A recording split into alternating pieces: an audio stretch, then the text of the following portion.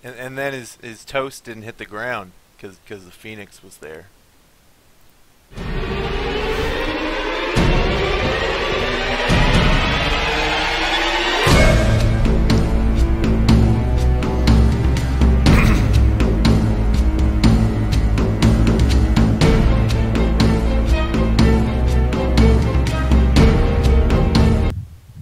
Hello everyone and welcome to a jam-packed number 10th episode. Oh my god, I can't believe we made it to 10 episode of Esports Canada TV.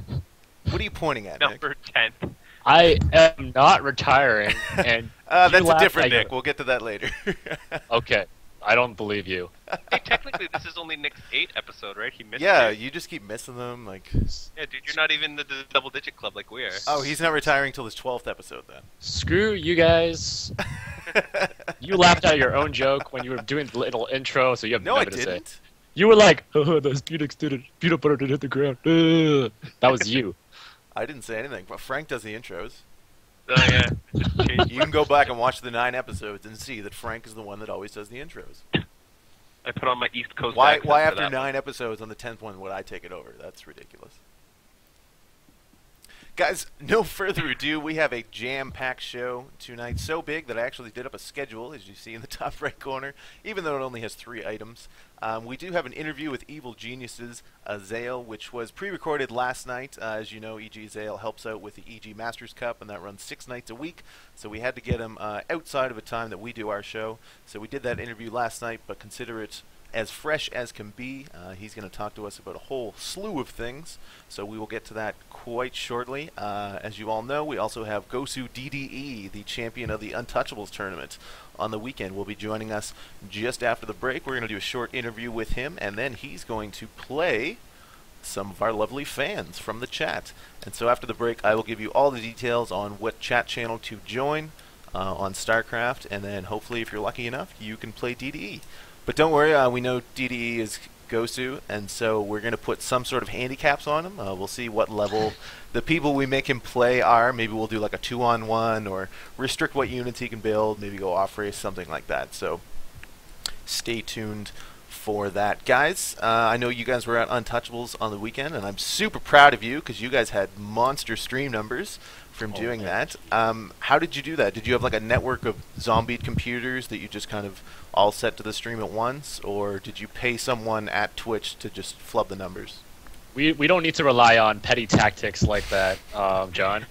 Frank and I were just able to attract viewers with the sounds and the analysis. Yeah, it was Nick's deep Barry Manilow voice, and then my nasal accompaniment, which people just flocked to like moths to a flame.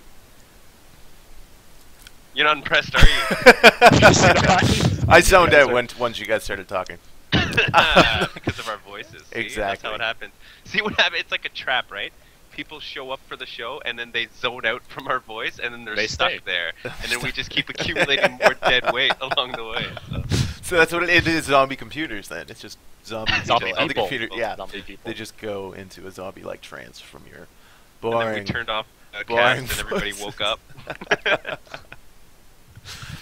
Yep, that's how we did it. Yeah, how was Untouchables? I know we'll probably touch on it a little bit later when DDE gets here, as he did win the entire tournament. Spoiler alert. Oh, no. Damn it, John. Well, you know what? I enjoyed the tournament very much.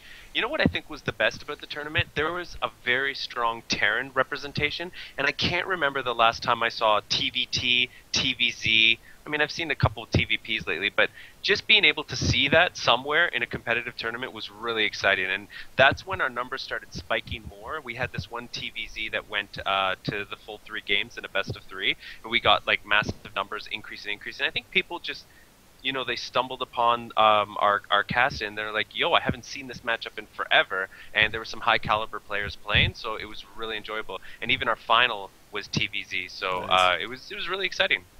Yeah, definitely really exciting to watch there. Good analysis, Nick. Pretty much. It was hard to cast some games. I mean, TVT, it's tough, right?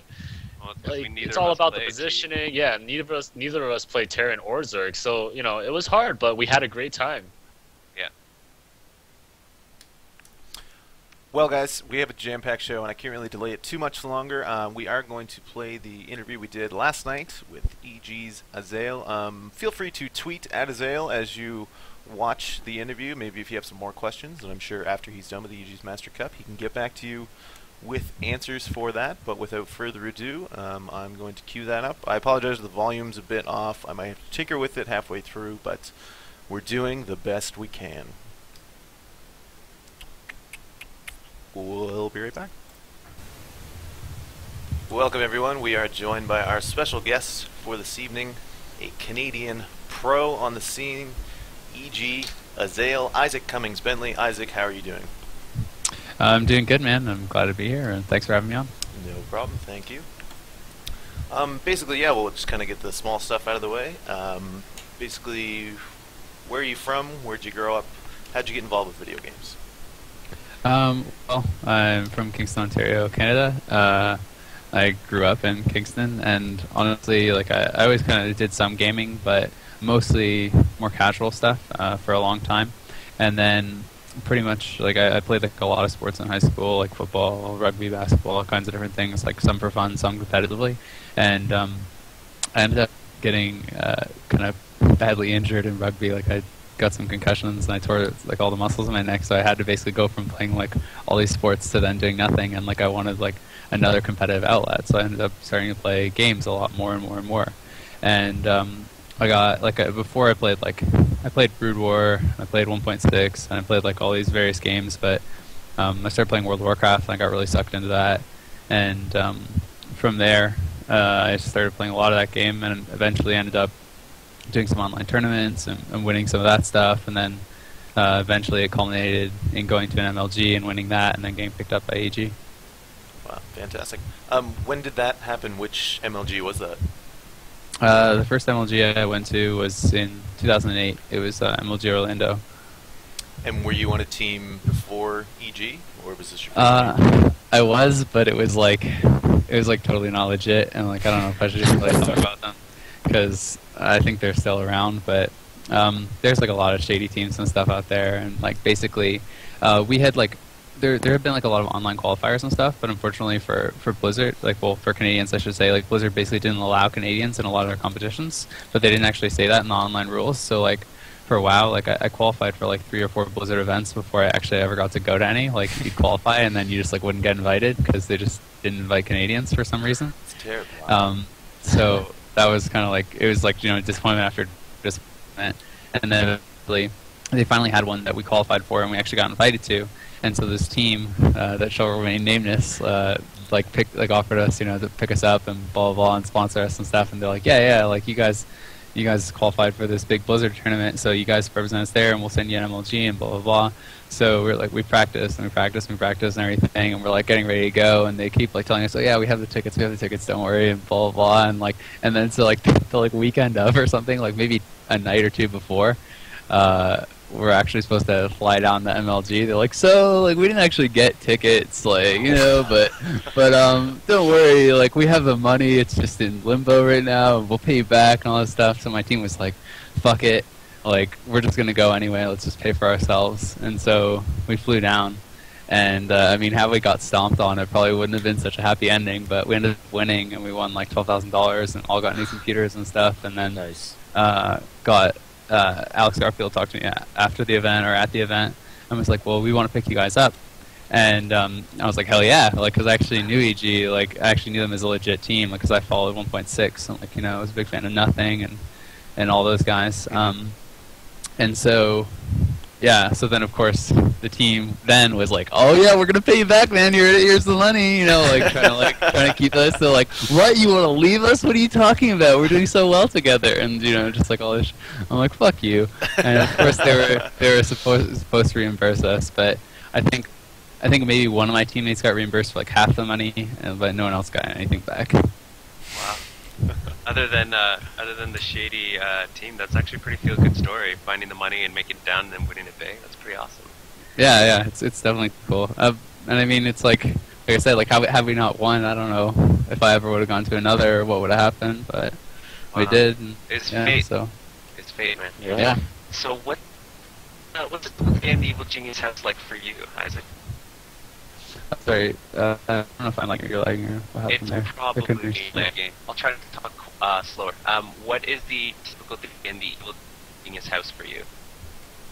Okay, well, basically a typical day. I mean, wake up maybe around 10 or something like that, and right now, like, I do instructional videos for some websites for World of Warcraft, a website called SkillCap. So, like, I maybe work on a video, eat some breakfast, and then, you know, if my team is around, like, right now we're practicing for the WCS finals in China, and so we just try to, like, find basically some scrimmages, like some teams to practice against, do some of that. Maybe go to the gym. It's like pretty much practice, gym, practice, casting, SC2, come home, practice, go to sleep, wake up. You know, like we don't live very exciting lives. I mean, we all love gaming and we're all taking it very, very seriously. So it's like, I mean, as much as people joke about the EG house being like a frat house and stuff, we all pretty much practice all day, and then I mean, like, we'll watch like some GSL, and we'll watch some various tournaments and things like that. Maybe watch a movie at night, or like go out for dinner, things like that. But for the most part, it's practicing, casting FC2 like 6 days a week, and yeah. Awesome. Yeah, that sounds like a lot of fun, actually. Unlike in the States, there's a lack of Canadian pro gaming houses in Canada, and I'm just kind of wondering if you had any thoughts about, you know, what do you attribute to the lack of that? I think it's just like everything kind of is filtering down. I mean, it obviously started more in like Korea, and I know there's actually like quite a few like Taiwanese programming houses, things like that. But I think it's just kind of filtering down through the system. In the States, obviously, there's more money. I think just as far as like a lot of the American companies and stuff, and they're more likely to give it to Americans first. And like although there is like a lot of Canadian video game companies and things like that, it's just everything kind of happens in the States first as far as that stuff. Because I mean, if you think about like Silicon Valley and all these companies are kind of like centered in LA area and whatnot, it just kind of makes sense to sponsor American teams. And also, I mean, just population-wise, there's like, you know, 10 times the population in the States, so it's more likely that the pro gamers are going to be American and are going to prefer to stay in America. So although there are like lots of really good Canadian gamers, I think it's just like there's no like particular reason other than it just kind of like makes sense. For sure, right? Yeah.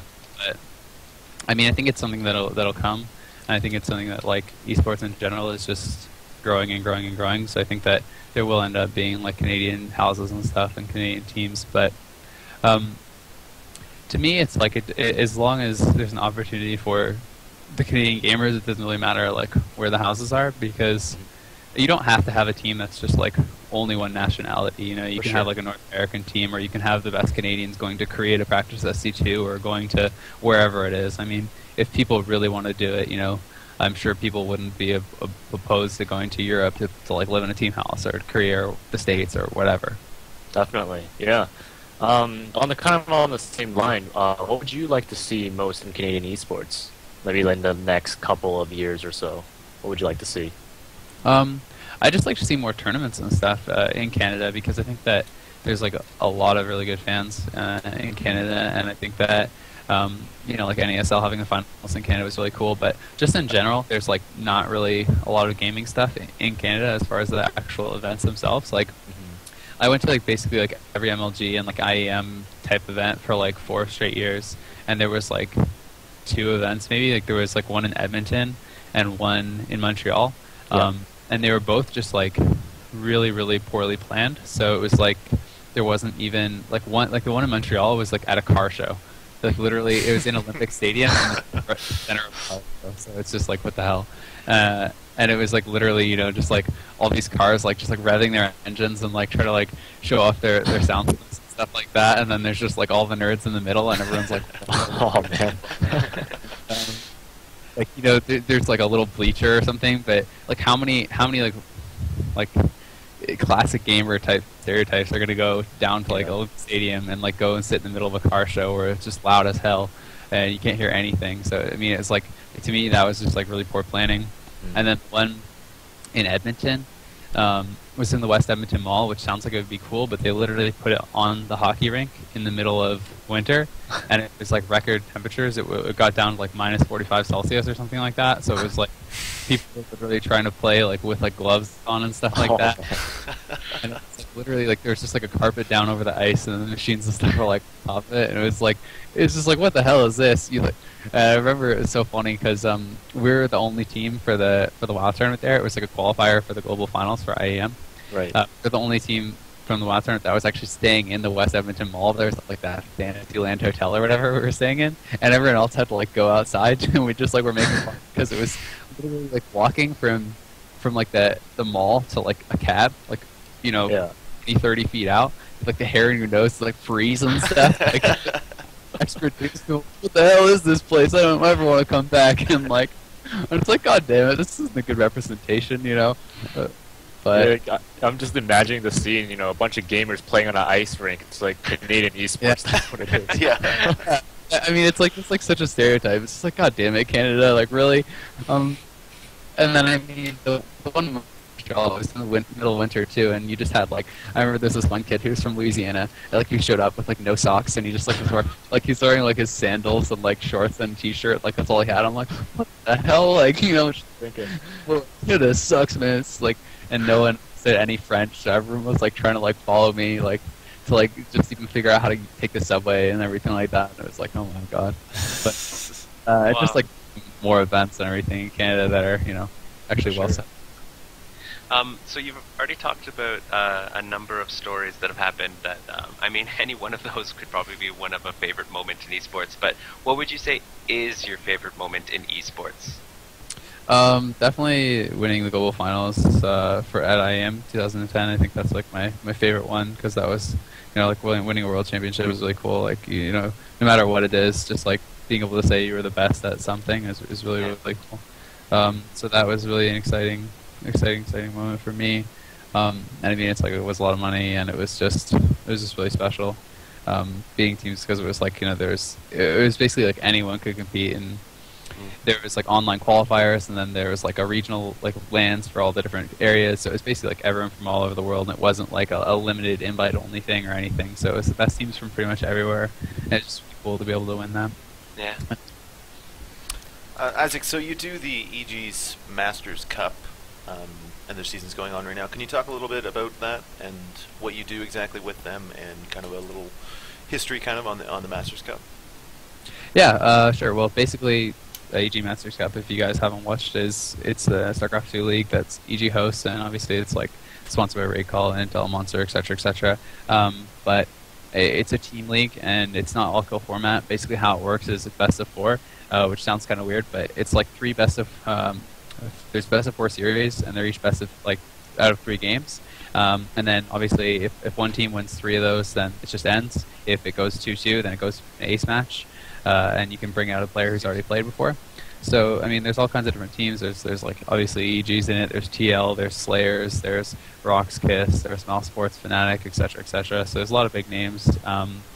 And I cast that last season. They basically brought me in like as a host, and I would kind of just rotate through and cast with the various different players, like Machine and DeMuslim and In Control and everything. And then this season, it's basically just been In Control and I every day. How was that transition into casting SC2? It was pretty easy for me, honestly, just because like I've done a lot of casting in WoW and stuff, and like not to really like toot my own horn, but in WoW I'm just kind of the most popular caster. Like they asked me to cast everything and stuff, so I've casted at BlizzCon, and I've casted like at MLG and like regional events for Blizzard, and I've done like all the stuff. So like just as far as like the actual casting stuff, I'm comfortable. And then I'm just a huge SC2 fan. Like I pretty much watch like all of GSL. Like I always try to, whenever I can, I try to catch all of the EG players' matches, no matter where they're playing and stuff. So I mean, there's a ton of SC2 going on, but like I watch a lot of it, and I also play at a pretty high level. Like I played all the races to High Masters and everything. Oh, so wow. like I felt like I had good enough game knowledge and just like a passion for it. So it wasn't really that difficult for me. Yeah. I think that obviously there's like it's very different styles of casting, and I think that's like the biggest adjustment from WoW to SC2, just as far as because it's like WoW starts and it's just like the reason people will say I'm better than other casters than that is because I can basically tell everyone like what's going on all at once from like what series the players are doing and still like talk about the overall strategies and stuff, you know. So it's I can follow because like I play the game professionally, I can follow everything that's going on at once. Whereas SC2, it's like it's important to be able to do play calling and like and everything like that, but it's also, I mean, to be honest, it's like you're watching the same 5 minutes at the start of every game. You know what I mean? So it's, you have to try to be entertaining and be able to tell a story and joke around and like, and if a game's going an hour and a half and people are just standing there, you can't just say what's going on. You have to be like able to be more relaxed and have more of like a chemistry with the person you're casting with and joke around and have some fun with it. So I think it's just like it's a different style and like I'm trying hard to get better at it. And I think I have improved, and I think I will continue to, because I'm really, really critical of myself with pretty much everything. And when can people tune in to watch that? Well, it is 6 days a week, so Monday to Friday it's 6 p.m. PST, and on Saturdays it is at 11 a.m. PST. Fantastic. And is that on the EG Twitch channel? Yeah, it's twitch.tv/AllMoreGameTV. Perfect. Kind of wrapping things up here, and we're going to move into my favorite part, which is the lightning round, where we ask you 10 questions, and we need you to answer them as fast as humanly possible, and then at the end, I'll tally up the score and tell you how you did. Are you ready? Okay. Question number 1. An American eagle versus a Canadian beaver. Who wins? Canadian beaver. Fantastic. 1 point. Number 2. Habs or Leafs? Habs. That's 2 points. Wow. Ninja panda or kung fu pandas? Kung Fu Panda. What was your first epic drop? Terran Icebreaker. Ashbringer or Frostborn? Frostborn.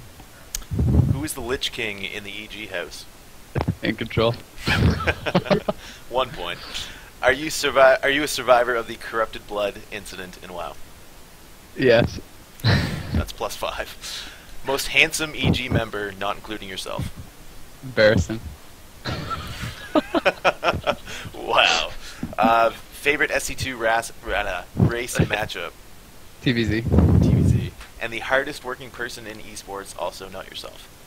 DJ Wheat. DJ Wheat. I'm going to tally those up.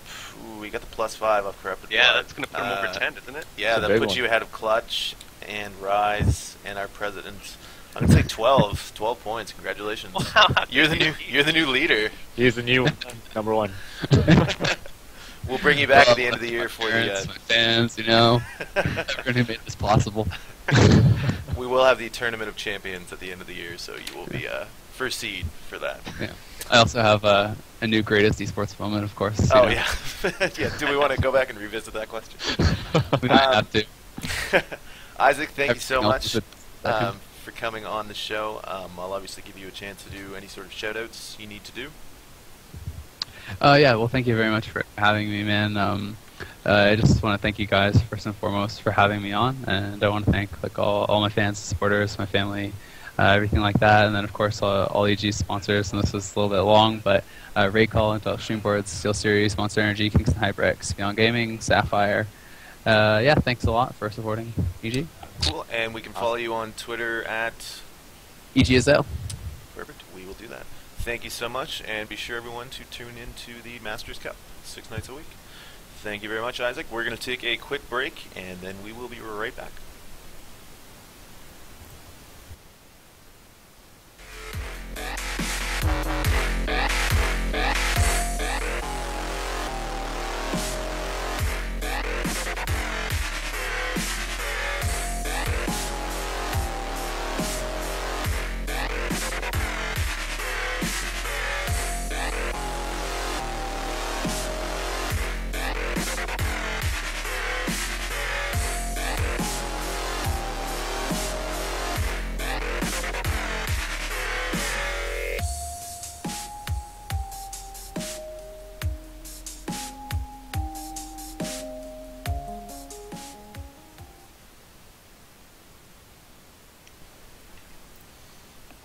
Alright everyone, we are back. We hope you enjoyed our short talk with EG.Azael. You can follow him on Twitter. Please tweet to him right now if you did enjoy that interview. Maybe ask him a question. Tell him he did a fantastic job. I thought he had some hilarious stories. As well, he is now our leaderboard in the lightning round questions. So he will be back for the Tournament of Champions at the end of the year to face off against Clutch, Rise, and Ken Silva so far. So stay tuned for that. It's not actually happening, but we're going to talk about it like it is a real thing up until maybe one day it does happen. And it'll just do huge stream numbers. Without further ado, I think we are going to bring on DDE. He's just talking to us right now in the chat, and we got to get him set up, and we'll have a short talk with him, and then of course we will get to the game. So if you are in the chat right now, please share this with all your friends, give them the stream link, and get them in here because we want everyone to have a chance to face off against a Grandmaster Pro like DDE. Guys, tell me about Untouchables. Okay, Untouchables. What do you want to know? What do you want to know, John? Well, you were there all weekend. Tell me about the whole weekend, Frank. Okay. So what happens is Untouchables is like a hobby shop out in Mississauga, and they have this back room which is just an awesome space. They have really good internet, and the guy who owns the place also has all the infrastructure. He has the switches and all the cables and everything. So people showed up. They bought into a tournament, and we set all the computers up. We were prospected to have close to 40 people, but because the weather was so terrible and because there was some major shutdowns on the TTC, the subway here, we ended up not getting the numbers that we were hoping for. But still, a lot of really good talent came out. Even some people that I saw at the WCG, so people who competed against Combat X and Hendrilisk. And yeah, so everyone, me, Nick, Tony, one of our production guys, Lancelot, we're sitting in a corner along with Lucas, who we prevented from seeing a girl, and we just sat in the back and we ran production, and I think it just picked up steam, and we hit some record numbers on our channel.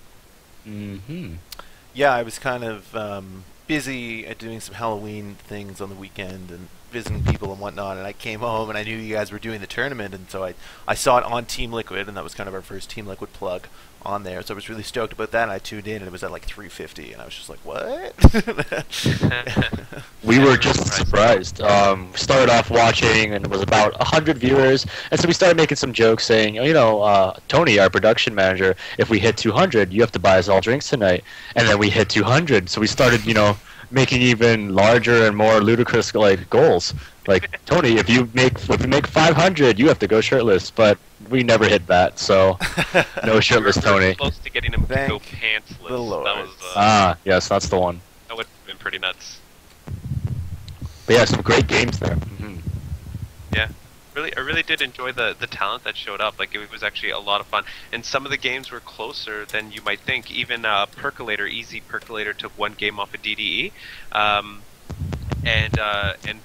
Nubergini was able to claw back. So he came from the losers bracket, and he was slated to face DDE, and because he came from the losers bracket, he had to win 2 best of 3s, and he won the first set. So basically, they had the last set, which it all came down to. So it was really exciting, and there was a lot of drama and great play. I'm very jealous. I wish that I could have been laning and casting all week I'm on, but instead I had to dress up and do that whole thing. And we are ready now with DDE. DDE, are you there? Yeah, I'm here. Fantastic. Welcome to the show. Hi. Hi. That's about as excited as our guests get. That is the epitome right there. Oh, man. Excellent. First off, congratulations on your win on the weekend at the Untouchables tournament. Oh, thank you. Was it the crowning moment of your esports career? Yeah, but final game was very anticlimactic, so I think you were doing everyone a favor by then. It was getting late. Long tournament. yeah. Well, here's the plan. I explained this to you before, but to all of our viewers right now. We're going to ask you a couple questions, maybe do a quick lightning round, and then we're going to get to some games with the people from chat. So if you're in chat or you're listening to this, go to the chat channel ESC.DDE, all one word, on StarCraft 2. And then in about 10 to 15 minutes time, we're going to pick a person or two to play against DDE. He will be handicapped, though. This is true. Yeah, so if you're like bronze, I will play it like 50% with only like 5 workers, something like that. Wow. You're confident, That's awesome. I might take him up on that offer. I'll just pretend I'm bronze. Yeah. Can it just be you playing the hosts? Can we just do that? Just be like, oh, we'll pick this Songers guy. How did they, what? How did they pick me? That'll be after the show. We'll do that as well. Yeah, so I guess getting started on some questions. Where did you grow up in Canada, and how'd you get into the entire gaming scene? Actually, I was born in Korea, but then I moved here about 9 years ago, and I became citizen of Canada about 3 years ago. Yay! Woo! Yay! You single-handedly increased our APM nationwide. Nationwide, yeah. On average, yeah. So, DDE, how do you feel about the competition at the Untouchables StarCraft 2 LAN? Are Canadians getting better overall? Yes, but I was actually listening to what you guys were saying. The game that I lost to, I forgot what his name was, but then later. Yeah. I made that 2 rags 4 CC build because I thought those 2 CCs would fit into that ramp. But it wasn't. I made a huge mistake. But then all of a sudden, like 10 banelings and 20 zerglings just came in, like straight through those like gap between 2 CC. Then I was just like, oh my god, and I just left the game. So that's why I lost the game. Well, it's good to test out those builds at a place like this, and it didn't bite you in the end. You were able to get victory. So. Yeah, and the third set between me and him, I think I did 11-11. Pretty sure, yeah, that's what you did. Yeah, just like how I won the final game. So But in general, how did you feel about the people who played at the tournament? Was it a pretty? Could you describe it as challenging for you? Yes, I was able to feel that people were getting better, but mostly they were all Zergs that got better. Just on the improvement for sure. Yeah. Just on the same note, in terms of the scene, Canadian esports scene, what would you like to see more locally or nationally, like improving for the esports scene in Canada?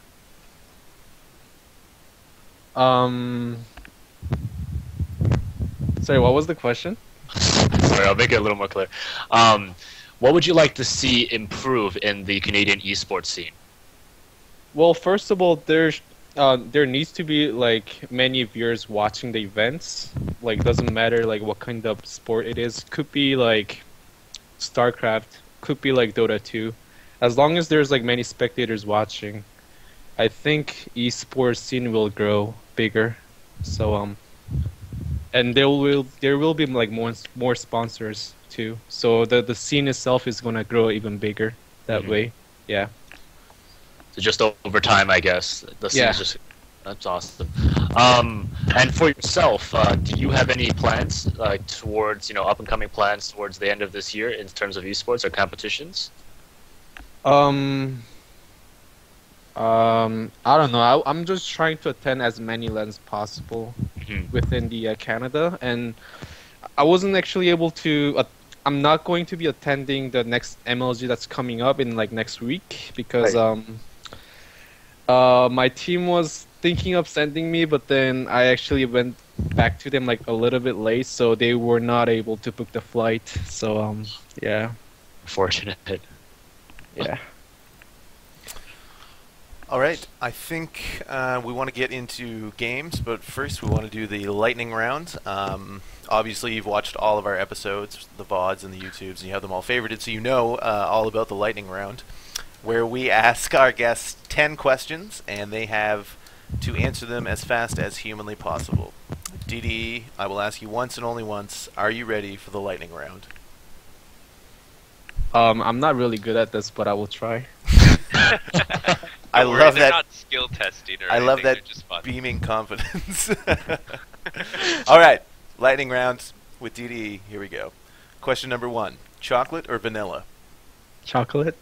That's about as hard as they get, just so you know. Number 2: Charmander, Squirtle, or Bulbasaur? Squirtle. Yes. Number 3: Op or Scout? Scout.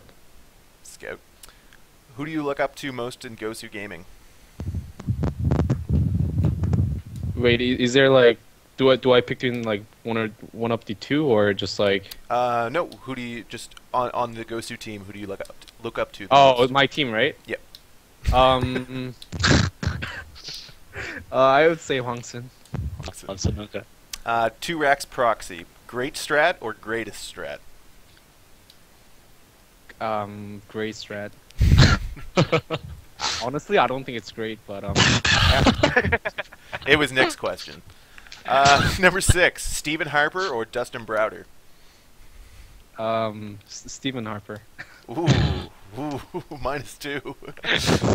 Your biggest esports rival? Sorry, I didn't get that question. Your biggest esports rival?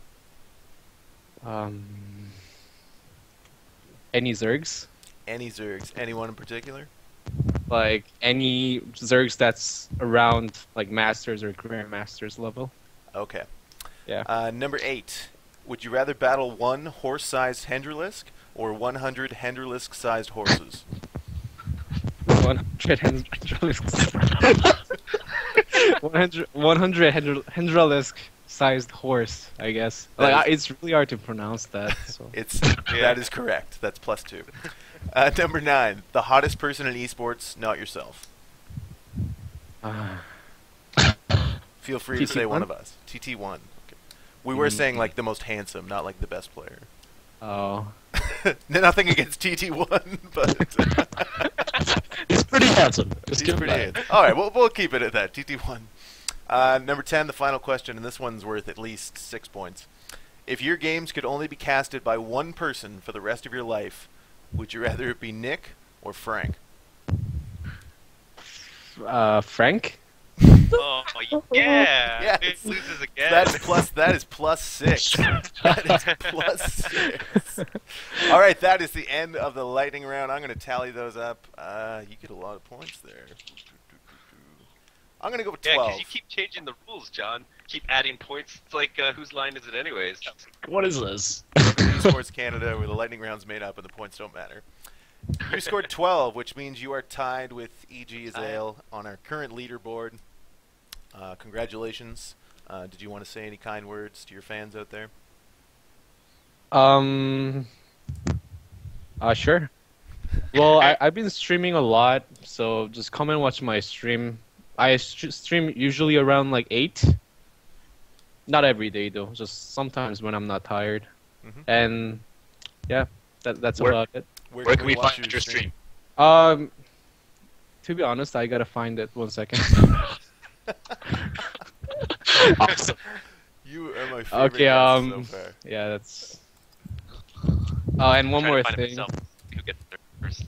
Never mind. I shouldn't say this. No, go for it. Zerg is overpowered. Oh. I'm going to pick so many Zergs out of the chat and just handicap you into oblivion so you lose to just platinum and gold level Zergs. I actually took a break from gaming for like a few weeks. Then I came back. Then I almost lost to a diamond player Zerg. I was like so upset. Quick story before we go to this game. The first kind of tournament I ever watched was just like a small Gigabyte Cup or something, and the finals was you against Idra. And I knew who Idra was, and I was like, oh, he's super OP, he's going to win this for sure. And then you completely wrecked him, and I was like, DDE is awesome. And then I found out you were Canadian, so Thank you for hooking me on StarCraft 2. You're welcome. That was like a couple of years ago, right? Yeah, it would have been like 2 summers ago, probably. It was like Yeah. right after beta, almost. Yeah, I remember. I was even thinking like, there's no way I was able to beat Hydra. I was expecting like 4-1 for Hydra, but I actually took the series 4-1 for me. So I was I really remember happy. it was on a delay or something. Like you guys had played earlier, and it was either But we watching actually the restream or played something? like way ahead of time. Okay. By the time we were playing like 4th series, they were like streaming the first set. So Yeah, because Yeah. I remember people in chat were like, "Oh, DDE already wins this 4-1," and everyone in chat's like, "No way! Like Idra can't lose," and then you crushed them. So congratulations on that. yeah, thank you. Yeah, we are ready. So everyone, if you could join the chat channel in StarCraft 2, ESC.DDE, and we are going to get some games underway. Frank and Nick, are you ready to cast these babies? Yes, we are. Fantastic. Oh, we're commentating this game? Did you just say? Welcome to Esports Canada TV, Frank. It's a show Sorry. we host every week. I was busy looking up the link, and then somebody found it like 2 seconds before me, so I just... This guy I found did it. hear your heartfelt conversation with DDE. Your sappy story about, oh, you got me into esports. He really liked it. Yeah, you say that to all our guests. DDE, don't believe him. He says this to everybody. Oh he really? told I'm he starting told my own Azael show that with- he got into WoW because of him. That is not true. I've never played WoW. All right. Who are we gonna pick here? Who you said you do want to play Zerg or you don't? It doesn't matter. All right. I'll set you up with a Protoss first. Okay. This guy right here. You're not gonna know who it is. I'm just gonna add them to a game that I create. Do you have a particular map you enjoy, DD? Any map is fine. Okay. Steps of War. Yep, Steps of War it is. Best map ever. Frank, would you like to do the camera work tonight? No, you do it. You Got have it. to do it. I'm like, because of my leg issues, I'll be surprised if anybody can even hear me cast. Yeah, but you're gonna turn off your video, so it'll get better. Oh, okay. Alrighty. We need to switch the screen over Yep. to I'm just StarCraft. getting it set up here. Oh, it's never too late. All right, you are against a platinum level Protoss. So let me just think: bronze, silver, gold, platinum, right? So I will go Yes. at You're so Gosu, 70%. Yeah, okay. That's 7%. he had to Nice. remember what the levels were. Yeah, that's long ago, right? All right. So should I get off Skype? Or? Yeah. We'll get you off Skype now, but we'll bring you back after the first game, and then we'll probably do another, and then we'll let you go. Okay. Fantastic. We will be starting the game in just a few seconds. All right, so he is off the call. We have Tom Radcliffe in the game right now, ready to go up against You DD. need to invite Oh, Frank. I should also invite the 2 casters. Yeah, That's yep, how the that game would- works.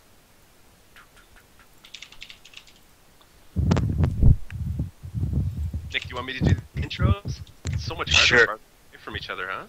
I know. Just can't see you anymore. Makes Can't life tough. Can't feel you beside me. I can't. We were using I don't know what it's called. The microphone. What's it called again? The ball. Not blue ball, because I said that and I got embarrassed. It is Snowball. Snowball. Yeah, we were using it, but me and Nick had to like sit really close to it. So our cheeks were basically touching the whole time. And then when they put the camera on us, we had to sit back because otherwise we're like all cramped around this tiny ball. So it's a little different this time. Oh, that is a sweet overlay. Look at that. Yep, I stole that off Reddit, so thank you to... I have his name there, I'll plug it later, but he put those up for the community to use. If you just go on Reddit, you can search overlay, and it's the first one that pops up. Nice. All right. Here we go. I hope you guys enjoy this game. Who's it? It's Shoot Cat. Shadow Cat. Shadow Cat. Actually, let's just let John do the camera work. Turn your video off, Nick. Yes, sir. Perfect. Are you willing to do the video, John? Yeah, I can do the video. I've done a bit of observing before. Okay, Ooh. let's do it. Ba-da-ba-bum. 7% DDE. This is gonna be hilarious. See What's it? how I strong think he it said really 70. I think he said 70. Yeah, 70 seems a 70. bit high, doesn't it? You mean I like guess- he's too OP? Well, he's Grandmaster. Like, the steps aren't exactly, like, even, right? I mean, they just increment so high. They do. So, anyways, we'll see. We'll see what happens. We'll see. It what is. we're- It is funny when kind of Joes play pros. I find in StarCraft, like when what was it? Yeah, The let's see what GSL kind of show cheese used to do Shoto it. It Cat- was just it was just like instant cheese. Like they would just freak out and be like, "Well, I have to cannon rush him." It was like there was no other option. I have to block his ramp with some pylons, because what else can I do? So, oh. Are we on everyone? No, we're on John's, right? We're on John's BSG.Toaster, and let's do that intro, Frank. So, what's up, team? This is Jovian and Songers doing you, giving you a cast between DDE and ShotoCat as a little, a friendly for Esports Canada TV. And in the bottom left, This is so much harder when we're not next to each other. I know, because I can't point to you and say go, but I'll do E and then you do ShotoCat. So in the bottom left of Daybreak, we have the Blue Terran DDE. Ooh, that's not a spin. Very nice camera work. I forgot the hotkeys. All right, and up in the top right corner of this awesome map that I hate, it is our yellow Protoss, ShotoCat. Wow. Right. Now, Songers, you don't like this map, and I know that you have a huge beef with Zerg on this map because of the spread out of the Protoss bases and having Zerg attack you, but how do you feel against Terran on this map? Just refresh me on the observing hotkeys. What do you need to know? What is D's it? production. What is it? Yeah, I know that. What is it to follow a unit? You just click on their little picture at the bottom. You click on their face. Or Control F, says our awesome production manager, Tony Tran. About this There map, we go. though, Got it. I have the same issues that I have with Zerg as with Terran, because with the drops and the splitting of the army, they can attack your third base so fast, they can drop into your main, and it's just so difficult for me to cover all these bases, basically. Yeah, that's true. And with all the dead space in Daybreak, there's so many spots where you can hide a medic and just wait on the outskirts. We'll see how much observer play comes into ShotoCat's game so that he can make sure he's ready for the drops. But indeed, having those drops in your base and being able to drop in multiple places at once really does cripple a slow-moving Protoss army. So we'll see how ShotoCat is able to handle DDE. Not saying he's going for drops, but see how it goes from here. I've never played with handicap on before, so I'm not too sure how handicap even affects the units. Do they have less health or do they do less damage? Oh yeah, I don't know how that works. It looks like less health because the SCV I'm following right now has 31 HP. So he lost 4 HP. Wow. Well, That's okay. not a lot. That's pretty decent. That's a nice little buff for ShotoCat. So hopefully he can use this to his advantage and actually kill some Terran units. I just want to take a look at APM right now. Yep. Okay. That's about where I thought it would be. Excellent. So it seems that DDE is only at 2 APM because he's so slow. But no, this is excellent play. So it looks like right now that Zealot is chasing DDE's probe. I think that SCV is probably only going to take one less shot because of the handicap that he's had. But DDE is doing a great little run around, and Zealot is not having a good day. No. For some reason my screen... Oh, I know what's happening. My screen's no longer following John, but there we go. So yeah, so we do see DDE going for his fast expand, while ShotoCat does take out his Zealot, and now is getting a Stalker out. So we'll see if he's going to maybe do a poke up at the front to make sure he knows whether or not DDE is going for that expand, or if he's going for some one base play. But we do see a refinery coming out for DDE. It's his first one, so what do you expect out of this? Oh, his second one goes down too. So it looks like there's 3 barracks going down, there's 2 refineries. DD's looking like he's just doing a pretty typical expand build, but he could go for some aggression depending on what sort of tech labs or reactors he drops on those barracks. Is that probe gonna get away? Yeah, he does get away. Yeah, he probably will get some heavy bio force out there pretty quickly. Doesn't look like he's gonna go to fast medevacs or anything, but should have enough probably Marines just to push this down. And ShotoCat surprisingly isn't going for any contain with that Stalker who does outrange those Marines, just deciding to content to stay in his base while he himself expands. Definitely. It's a 1-gate expand coming out of ShotoCat. He should be dropping a couple more gateways if he wants to be safe, but he does go for that Robo first, so maybe some Immortals, maybe some Observers. I'm not too sure, but he is pushing out with that Stalker and Zealot. I'm guessing ShotoCat's going to prefer the Colossus build. I mean, typically Protoss versus Terran, you need some sort of splash damage, whether you're getting that with Colossus or you're moving towards High Templar. The Robotics Bay basically tips the hand. He's probably going to be going towards Colossus at some point. Not sure if he's going to try to get some Immortals out, but truly you're only going to want those Immortals out if you scout some Marauders, and I'm not sure ShotoCat does have that information, and I don't believe DDE is getting any Immortals at all. For anyone that is just tuning in, it is at 70% handicap for DDE. Okay, so ShotoCat does clear out that watchtower from that pesky SCV, and we see in the front of DDE's base a group of Marines, and they're getting ready to move out across the map. Yeah, so here's a pretty sizable force. I mean, ShotoCat does have the 2 Stalkers that do outrange those Marines, but without some fancy micro and without noticing it far enough away from his base so that he can keep retreating, really this force could plow through his army pretty nicely. I'm not sure if the 70%... Oh, and look at this, DDE deciding to take the long way, not even passing through the vision of that Xel'Naga Tower. It looks like he's going to go through the 3rd into the natural. This is what I was saying, man. Terran has been, you know, getting a wind of this metagame that Protoss will have the watchtowers, and, you know, sending your units straight through, you're going to exactly know when the Terran army is coming. So DDE, being the sneaky guy he is, he's going to go right around and circumvent this whole entire Protoss army. Even the Observer won't see it. No, the Observer won't see it. And interestingly, DDE didn't even capture his own Xel'Naga Tower to ensure safety at his own base. He feels pretty confident that ShotoCat's going to feel maybe a little too afraid to attack the Grandmaster Terran. And here comes DDE into the natural, sees no resistance, no response from ShotoCat yet. All of these probes are going to get munched away by these bullets. Still, ShotoCat isn't able to respond in time. All probes at the natural are cleared out. And this platoon of Marines is just going to march straight up into the base. There's only 3 warp gates. That pylon's going to go down. But luckily, ShotoCat is not Artosis, and he has more than 3 pylons powering his buildings. It does have the presence of mind to cancel those building bases, building gates, I believe they were in the base. These Stalkers are not going to be able to withstand that DPS of those Marines, using them as tanks, not as kiting units. This Zealot is having fun time slicing away, but these Marines just too much.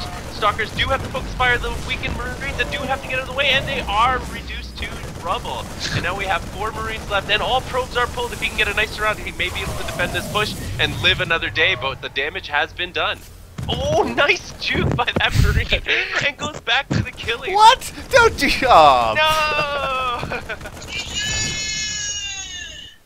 That's GG for ShotoCat.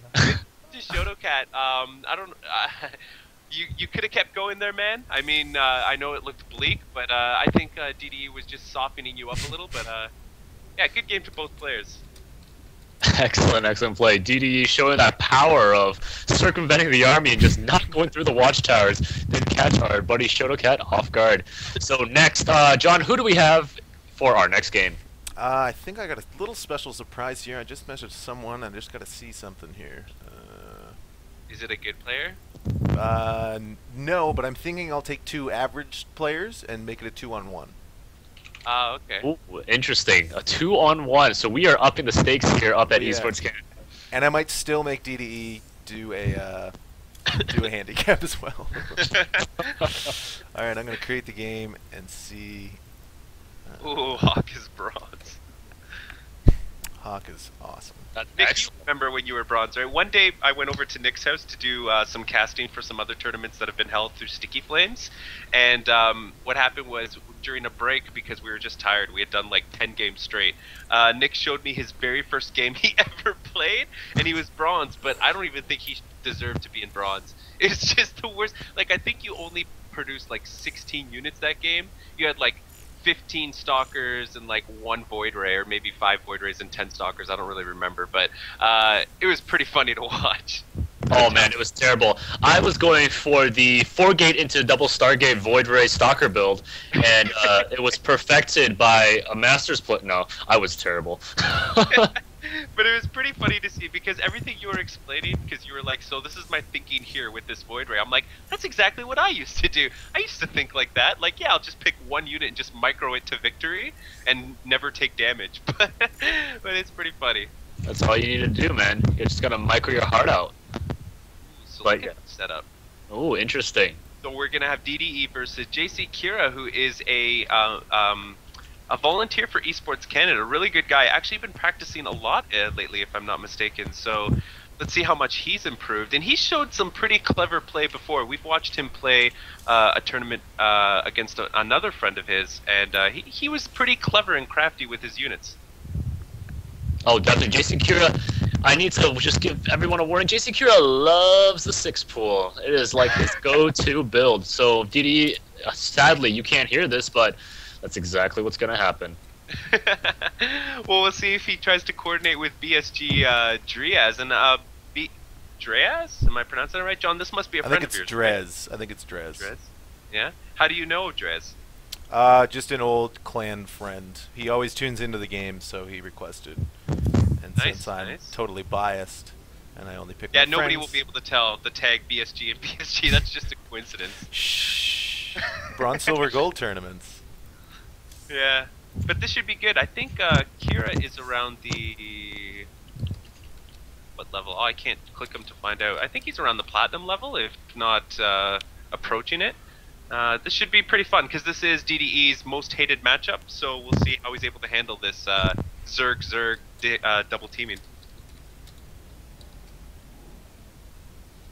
Okay, so we are just getting set up. DDE is just now realizing that it's 2 Zergs against him. And a friend of ours, Andrew Henry, is claiming that JC Kira is in the Wood League, so a little bit of smack talk still occurring. Those two have had a feud for the longest time. The last show match, though, JC Kira did win, but I believe they played another match where Arch won. So I don't know. Those two are still. Yep. Dude, that's a rivalry that'll combat the popularity of Skeletor versus He-Man, I'm sure. Alright, so DDE I think is going to opt for a 70% handicap. So wow. Brave DDE, let's see. I'm thinking DDE is going to try to come up with a build that can withstand early aggression, because he knows that Zergs have the ability to attack early, and with 2 of them, I'm sure he wants to be able to prepare for that nicely. Alrighty. Oh, it's a map 2 Valley. So you do the intros, Nick. Okay. When it comes up, obviously, but keep talking. So look at those loading bars. My loading bar is currently in the lead. I'm and Drez. Oh, I didn't hear what you said earlier. I'm butchering this. Drez. As Anna, DDE loaded faster than me. He has a better computer, but I am beating JC Kira, and that's all that matters. I'm gonna win this loading battle. Yes, I have finished loading. I really don't like JC Kira's avatar. I don't like that science nerd. No. He really bugged me in the game. I do have to say. I did really like the Adjecate avatar, actually. When I first got that, not many people used it. I felt like a boss. All right, and we are ready. So, welcome, ladies and gentlemen. This is our second game of the night featuring DDE, and this time he is playing a 2v1, and it's going to be 70%. Can't forget that, and it's going to be against. I can't even put the name tag on because there's 3 players. I know. It took me a while to figure that out as well. Oh yeah. But spawning in the top right corner, we have our blue Terran, our Grandmaster or Master. I'm not too sure. He's DDE. red Terran on my screen. Oh, because I have that little friendly thing, right? I get it. And Frank, who are other 2 Zerg players? So in the top, oh, that's making me sick. In the top left-hand corner, we have our red Zerg, who happens to be bronze, silver, gold, Dreaz. It stands for Business Systems Group. Scrub. Bronze, silver, gold. Are you serious? Because that's a coincidence if I ever saw one. And in our bottom left, we have Dreaz's teammate. We have the teal Zerg, none other than JC Kira. Oh my god, double extractor trick. Oh, something is about to go down. You don't do a double extractor trick if you're going to be playing normally. No, he is going to go for aggression. But the question is he going to coordinate with his teammate, or is he just going to go for broke and be like, YOLO, and run into DDE's base and see what damage he can possibly do? I mean, if it was me, I would definitely go into DDE's base. I want to see what I can do to, such a professional player like DDE, seeing what sort of havoc I could cause in his base. But we do have some overlords moving around. Both these are getting a lot of map vision. It is going good for the Zerg players. Are they sending overlords to each other's To the bases? same spot. Indeed, they are. Yeah, that's interesting. A little communication on their team would go a long way, I'm sure. But we do see DDE going for a gas fast, which is making me think perhaps he is going to go into this sort of Hellion Banshee play. I doubt he's going to want to go Marauders. I don't think he expects his two opponents to go into some Roach play, which is the only reason why maybe you would even want Marauders. So the early gas does make me think he might go into some Hellion into Banshee Harass. We do see the Command Center going down for DDE as well. I'm actually think he's going to go for Reapers, and right as I said, there goes DDE for the Reaper. I think he's going for the Reaper first, just because it gives him that much more map vision, and he can also basically two-shot the Zerglings that are going to be chasing him. Yeah, and with correct micro, he can just run around the map and possibly intercept some big forces of Zerglings coming around. Those Reapers do heavy damage to light units, and Zerglings, if they are the favored unit of choice for Driaz and JC Kira, then they will have a bad time. Now, the first Reaper is out for DDE, and he is going to be moving it across the map. Not sure which Zerg he's going to visit, but we'll see who takes the brunt of this Reaper's attack. Now, he is not aware of the spawn locations, right? He never did any scouting at all, did he? Look at that, Frank. Oh, a bunker up in the front. And we do see JC Kira with a response that is to gain minerals by the barracks. Nope, he does see the barracks indeed. So he is going to go to fight that. This Reaper is going to get there almost perfectly timed by DDE. This Reaper is going to have an amazing time shooting down all of these little drones, shooting them in the back even. And the Zerglings are out, but the Zerglings are no match for the speed and damage of this Reaper. Reaper is focusing down those links, does fly down, is now just using the bunker as a decoy while he shoots these units who have no answer, and he does fly in there. Oh my gosh, and now JC Kira does manage to pull out the defense with his queen, and the Reaper does go down. Excellent play there by JC Kira. Not losing too much here, but his buddy, on the other hand, has noticed this and is pumping out some links and a Baneling nest just in case. DDE is setting up the second Reaper. Yep. So these sixlings are on the way over to DDE's base. DDE, in the meantime, is still focusing on JC Kira, the farthest spawn from him. He definitely needs to make sure he has something at base to defend against this. He does have a nice wall up at the front, but he does need to make sure he is able to shoot from across that wall. Okay, so back in the base there, we're even getting Nitro packs. We're getting Reaper speed here. DDE is going to go full out on these Reapers. He's going to micro his heart out, but he might get surrounded, and he does, and he loses that Reaper to that bunch of links from our player Driaz. He might have been able to see those links reinforcing, which is a huge amount of information. And here's that micro that I was talking about, using those ledges beautifully, knowing those links can't follow him properly, and some proper split would have helped him kill that Reaper a lot easier. And DDE on the hunt now, shooting down Zerglings, has thinned out that force to maybe half of the strength it once was. So good job by DDE to prevent that force by Driaz. And we do see him also transitioning into a little bit of Hellion play as well at the base. DDE is just going to go for this harass style play here. Nitro Pack's almost finishing. He's producing 2 Reapers at a time. But right now, they're just scouting out the map. They're making sure that the Zergs not being extremely greedy, because it is 2v1. Yeah, now did he cancel that Hellion I saw building earlier? Because I don't see any on the map, but I mean, Reaper and Hellion will be instrumental in any sort of victory here, because it seems that JC Kira and Driaz seem to prefer the light units, and if they stay on that tech, these Reapers and Hellions should be able to roast them very quickly. And here come the Reapers trying to do some economic damage, shoot down 2 Zerglings. These JC Kira, a nice move with his drones to try to move them away from the Reapers. Some Roaches are out to defend, but they are not in the right position. The rest of these drones are now in trouble, and they are fleeing for their life, and they are getting massacred by these Reapers. One Reaper does go down by the Roaches, but the Roaches are too slow off creep. There are 4 Roaches on the map now. This Queen is shooting down these Reapers, and these Reapers are just taking it like champs, and they're shooting back, but this is not a fight that they can win. And the last Reaper does get away for DDE. Meanwhile, back in front of DDE's base, we have the Baneling bust of the century happening here. 12 Banelings morphing in for our player Driaz, and DDE doesn't seem to have a defense. He's getting bunkers up, there's some Reapers that are popping, and the slow Reaper's chasing back. He's going to be like, hey guys, what's up? Oh my goodness. Oh, there no. he goes. Is that scout enough for him to actually do something correctly here? These are being pulled. They're getting ready for this repair. They're going to have to be working their hearts out, spanking their wrenches into it. And oh my gosh, somebody goes down. Bailey's just running in. DDE is trying to split his SCVs. The SCVs are just coming in. It just seems like it's too much for DDE to handle right now. Yeah, that is insane. I mean, the move was right to drop one SCV at a time to defend, but that's just too many units to defend against. He is fighting with all his heart. The tank and the Reaper are shooting, but he really wasn't able to do the economic damage on JC Kira he needed to do, and he still got hurt. Oh my good bad. God, he held that. What just happened?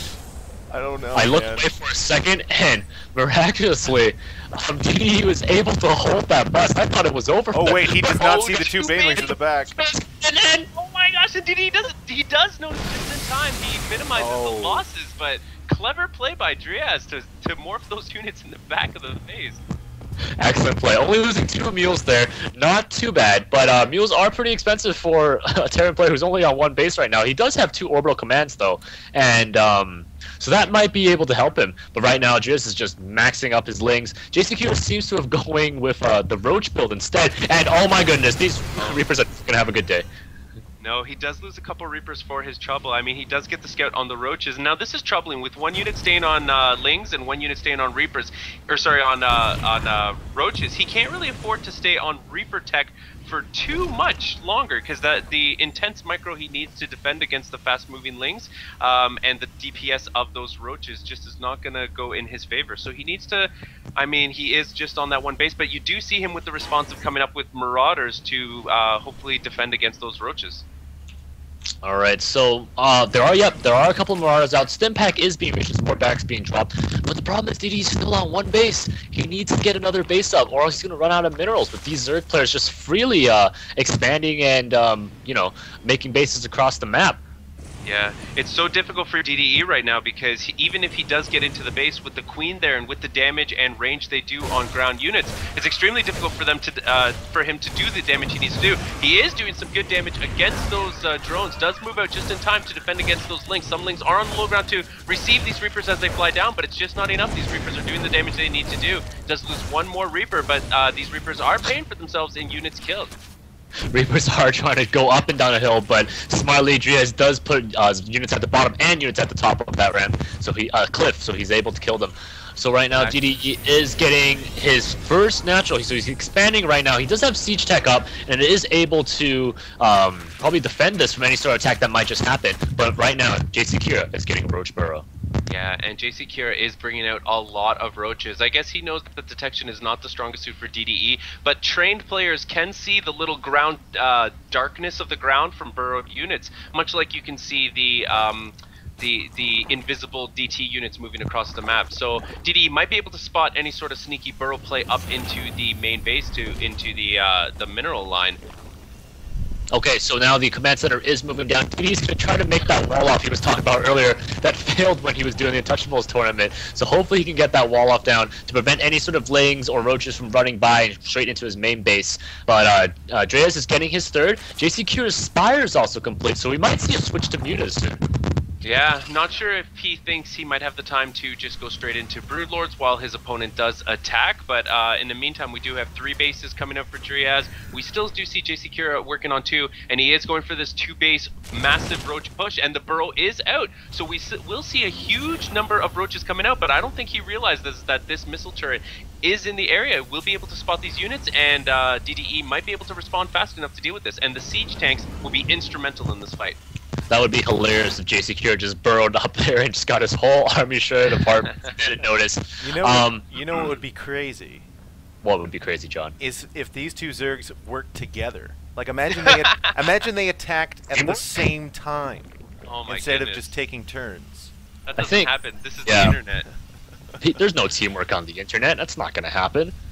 But we shall see. Maybe we're wrong. Maybe these players are communicating with each other, but it doesn't. It seems like they are. They're both postured in a position where they can just sandwich DDE's units right now. And here comes the Roaches. They're moving in. Yeah, the Roaches are moving in. They will be spotted by that missile turret. The siege tank will get a few free shots. We'll see if JC Kira decides to continue pushing it in headstrong, or if he ends up slowing it down, bringing it back. Right now, it looks like they're just content to have a soft contain. Both players are doing some massive expanding. I thought JC Kira was going for his 3rd base, and it looks like he might have canceled that. At the same time, Driaz is going for his 4th base out in the middle of the map, so he's extending very far towards our Terran opponents. So we'll see if that works out for him in the end, and now that he's on 4-base economy. Interestingly enough, both Zerg's creep have not touched yet, so they're just staying away from each other. But it looks like the 4th base, yeah, as you said, it's getting closer and closer to the base, and DDE is going for that sneaky expansion. Oh, and will this get spotted by these overlords? Overlords being strategically placed around the map, and we'll see this CC. The CC is going on the island, quote-unquote, location, and these mutas are going into the back of the base. Mills' turret is going up, but they are not ready in time.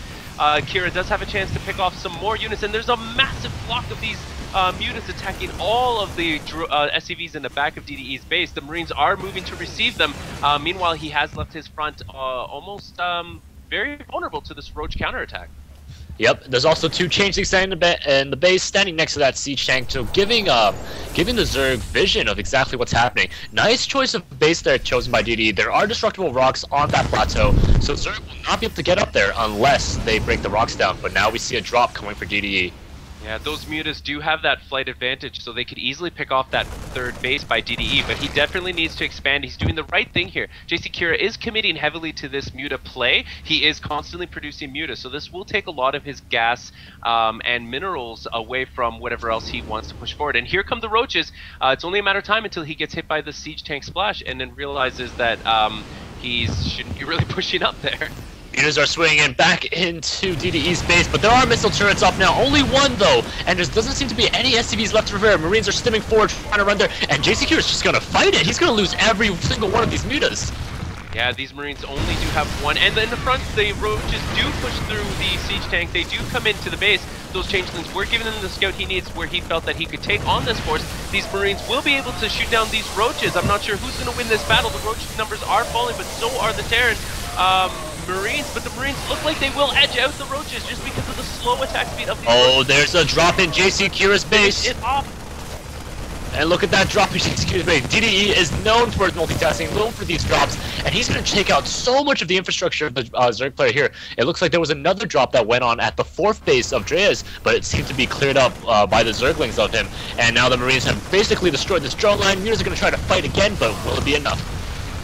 Oh, and now that those mutas have been thinned out, they just don't have the numbers and the roaches as well to attack this small Terran force. And this is the playstyle that DDE is known for. He really does gravitate towards that small groups that are able to whittle you down over time. He doesn't like that big death ball army, so we will see a lot of these small task force around the map, as we see near the 4th of Dreas, where a small group of Marines and 1 tank are pushing out towards this 4th. And this is why extension towards DDE might have cost him dearly.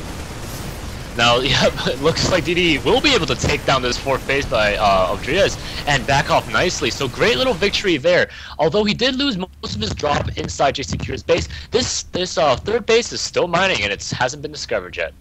And a little bit of Dreas' force is sitting in JC Kira's base just to help him out with that initial rush. Meanwhile, JC Kira is rallying everything he has out to that middle Zelnaga tower. So, if anything, JC Kira and Dreas, their weak point is in the back of their base because most of their units are up at the front, not realizing that Terran can drop at any moment. But look at these Broodlords. What answer can DDE possibly have versus that many units?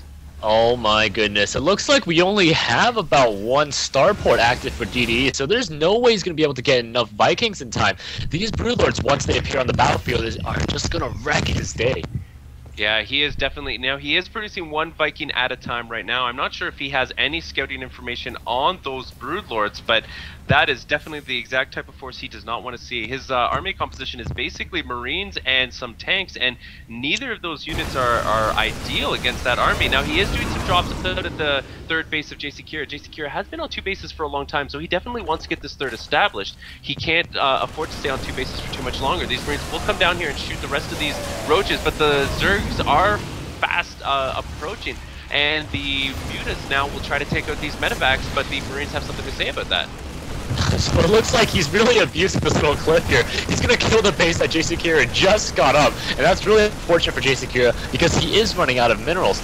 Meanwhile, his teammate just seems to be happy just standing there, leaving his Zerglings in his base just to prevent any sort of drop from coming up there. But now here comes that Broodlord army. We really need to cue that song. What's that Viking song? It's not Viking. Valkyrie. That Valkyrie song. How does it go? The Flight of the Bumblebee, I think it's called. No, that's not it. It's Mars Bringer of War. Okay, It's well, Mars, whatever. bringer of war. So I the am not a Broodlords- jukebox. I don't know. The Broodlords are approaching the base. They did stop near the 4th base that was destroyed for Driaz, but they don't have anything underneath them. It looks like Driaz doesn't really like the Infestor play, but the only chance DDE has here is if these Broodlords are placed in an inopportune place, let's say he doesn't put them over impassable terrain, they could have a chance to be destroyed if they're dropped underneath with Marines. And these Vikings are out now. Will he see these Broodlords in time to do the damage he needs to do? The Broodlords are raining down Broodlings onto these SCVs. The SCVs are being hurt by their own splash cannons, but these Broodlords in number are just too great. The Vikings are in position to receive them. These Broodlords are too slow to defend themselves. Only one Corruptor to defend, but that Corruptor is much faster and saying, "See ya, Broodlords. You guys can just slowly die a painful death." There's no anti-air. The Broodlords just being chased away by these Vikings. Just 4 Vikings, 2 Corruptors now. They're going to be fighting the Viking army, but with oh wait, there's more Corruptors coming up from the side there. And meanwhile, DDE is marching through the middle of the map straight into JC Kira's base. Now the Vikings do extra damage to armored units, which the Corruptors most definitely are, and the Corruptors only do slight damage to the Vikings, and we do see a lot of Marines and some Roaches attacking this small Marine force. These Marines are trying to DPS their hideout, but I'm not sure if they can handle this large force. They're going behind the mineral line to try to reduce the surface area they have, but DDE wisely picks up his units and will now move towards the 3rd of JC Kira. Yep, he is JC Kira is the 3rd. Oh, go ahead, Frank. No, just go to the 3rd. Yeah, we have to see this. That's all. Go ahead. Go ahead, Nick. Oh, okay, I'm saying he is dropping into the base, but the Zerglings and the Roaches are just going to follow him all around the place. And it's like he's playing a game of tag here. Lots of static defense going out for JC Kira at his 3rd. He doesn't want to lose it again, but with these Marines DPS, and they are pretty well upgraded. They are at 2-1 compared to the Zergs. I can't even click on these Zerglings, they're dying so fast. 2-2 for the Zerglings, but the Marines are doing a great job of just playing ring around the rosy here. These Broodlords aren't moving out for some reason. Yeah, DDE really trying to play a game of attrition and really trying to out-multitask his opponent. These Vikings have been hurt. They are being repaired now. They will have to be called into duty once again to defend against these Broodlords that are attacking and threatening his 3rd base. The 3rd base does go down. The Corruptors do kill them even if it got lifted up. And now DDE is in a little bit of trouble having to defend his 3rd base here. Oh my gosh, so many Vikings now, but there are a lot of Corruptors out as well. I don't know if DDE can handle this last fight going on here. There's just so many units on the ground. They're actually messing with the AI here. It's making the Marines shoot the Broodlings instead of the Broodlords, but now the Broodlords are in a perfect position to get sniped. Yeah, they are doing some major damage to the main base of DDE, but DDE is taking that advantage where his Vikings do extra damage to the Corruptors, and the Corruptors only do extra damage to massive units, and those Vikings are not massive, so they are just having a great day hard countering those Corruptors, meanwhile killing all of the Broodlords that they desire. Alright, so this is good. DDE is cleaning up these Broodlords. Vikings are doing a lot of damage, but he has lost a lot of the infrastructure in his own base. Thankfully, DDE is moving out now. He's keeping on that aggressive side. He's going to move over and take out that 3rd of Driaz. Yeah, and here is that multitasking that DDE is famous for. He's able to take out this 4th base of Driaz, this base that he's been so desperately trying to get up. We do notice that the main and natural for both Driaz and for JC Kira have been basically mined out. Meanwhile, DDE is going strong on his 3rd base, trying to produce units at his 4th base as well. So, if anything, the bank that both JC Kira and Driaz have brought to this moment will help them sustain this battle a little bit longer. But if they're not able to find mineable bases to assault DDE, then they will just run out of steam. DDE sadly is only on 20 SCVs right now compared to the 66 and the 41 of our Zerg players. I'm not sure what he's going to be doing right now. What's the plan for DDE? He is patrolling around with these Vikings, probably trying to snipe some Overlords or any kind of Broodlords are morphing in. But the Zerg players are getting ready to take that base on that plateau on their side. I think that DDE knows that he's going to be a force to be reckoned with if they try to attack him at his base. This medevac will go down to these infestors. A lot of energy was spent on that defense, though. These Overlords are now completely vulnerable to this Viking attack. And this might supply block some of our Zerg players and also gain that air superiority and vision. Oh, it looks like the Zergs have had enough. They are pushing straight into DDE's base. We have Roaches, we have Zerglings, we have Infestors. It's going to be really hard for DDE to defend this, but he does have a nice little defense and spread of units around his last remaining mining base there. And the Zerglings are coming in. They're doing a lot of damage on those siege tanks. A lot of friendly fire there. The Roaches and Infestors are stuck behind the Roaches. Great fungal there going down, though, killing a lot of Marines. But it seems like DDE is going to hold. He is going to hold indeed. That entire force of Zerg units is just going to get mopped up by this God. But these Banleys now are going to be the death of him, the Achilles heel that DDE did not want to see. There's no way to stop that large group of, that humongous group of Banleys into the base. He does pull up his, he sacrifices even Marines, but there's just too many to hold. Will DDE be able to pull enough forces to defend the rest of these Banleys? There's not many left. They do take out the armory and some of the infrastructure of DDE. DDE wisely drops his units on the low ground to defend, but these roaches should be able to wipe that out. Meanwhile, these overlords are getting shot down from this Viking harassment. Oh, thanks to Kenobi. Kenobi actually linked me the song. It's called Ride of the Valkyries by Wagner. We should have played that when they were going out, but we'll keep that in mind for next time for sure. DDE's still not giving up hope though. He is still making Marines 3 at a time, almost finishing +3 weapons and +2 armor. The Zerglings are just going to tear apart everything else that DDE has. I don't even know where he's going to be rebuilding some of this infrastructure. Yeah, it's going to be extremely difficult for him. Even if he does try to expand to the very bottom right, he does have overlords to contend with. These Zerglings are going to come and deny this third base once again. DDE is going to have to lift off if he's not paying attention. But he realizes that the harassment is just too much and he can't get the base up that he needs. So congratulations. Congratulations to JC Kira and Drea as their constant harassment and overpowered Zerg play reigns supreme today. Zerg OP. Zerg OP. Zerg OP indeed. I think that's it for tonight, guys. We've eaten up a lot of DD's time. That game went pretty long, so I think that's it for tonight. I'm going to get him to come back into the Skype call. Just to thank him. Yep. Stand-up guy.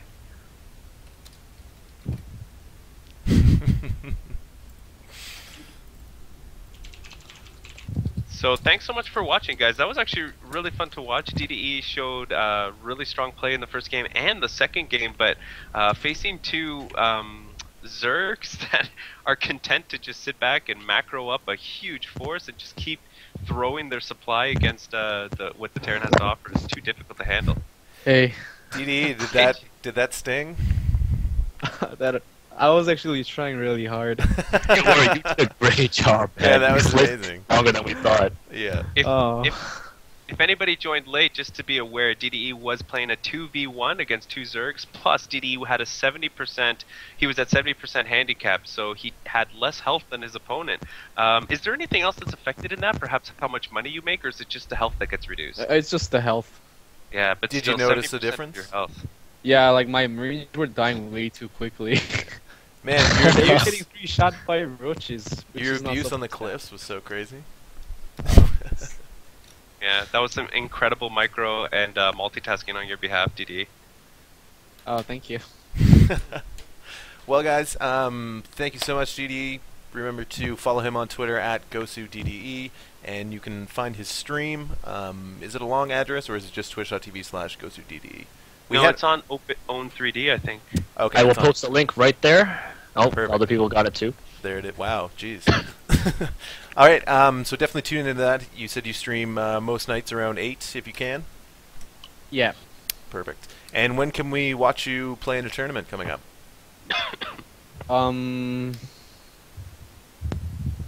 I don't know, to be honest. I just play like any random tournaments online. All right, so as much as possible. So do you play like Playhem and all those usually? Yeah, like that's why I stream at 8. Okay. So I can stream Playhems. Perfect. Well, we will definitely tune in to cheer you on. Thank you so much for coming, and thank you for playing those games with our fans. That is it, guys. We are out for tonight. Remember to tune in next week at 8 Eastern. Frank, what do we have up next week? Oh, I think we have, I took down the thing, I think we have some indie developers for you guys to talk a little bit about the indie developer Canadian scene. And we also have Thomas Schifter, am I saying that right? Schiffer. We have him from ESFI coming on the show as well. So it's going to be another jam-packed show. It should be really exciting. I hope you guys will come back and join us. Mind-boggling. Yeah, I'm really excited about these indie developers we're going to have on. Frank's made a lot of connections with people in the Canadian indie scene for gaming, so we're going to have a couple of them on over 2 or 3 weeks, so please tune in to that, and we will be back next week. Remember to follow DDE and follow EG.Azael as well. Thank you to our guests, both with 12 points in the lightning round. We will see who is on top at the end of 2012. Maybe we'll send them a fruit basket or something, guys. What do you think about that? That sounds really nice. Not bad. Not bad. Thanks so much, DD, and thanks so much to everyone for watching. Yes. Follow us on Twitter at esports_Canada and on Facebook, facebook.com/esportscanada. And visit our website, esportscanada.ca. Join the conversation on our forum. Thank you very much, guys. Wait. Can I say one thing? Is this that heartfelt thing that you do at the end of every show? No. I hate this. We should be doing some casting for WCG on the weekend. So, I mean, there's some big things. Esports Canada is helping out with WCG as it is. But Nick and I have been asked to also do some casting for them for the upcoming tournament in Montreal. So make sure you tune in to their stream if you want to hear more of me and Nick. And if you don't want to hear us, just mute us, but watch the games anyways. And I think there might be some sort of MLG tournament going on as well. But definitely tune into WCG Canada and the Montreal qualifiers on Saturday and Sunday. And watch them, and I'll be doing production and hopefully not observing, because I'm terrible at it. Good night, everyone. Good night. Good night, guys. Good night, DD. Good night.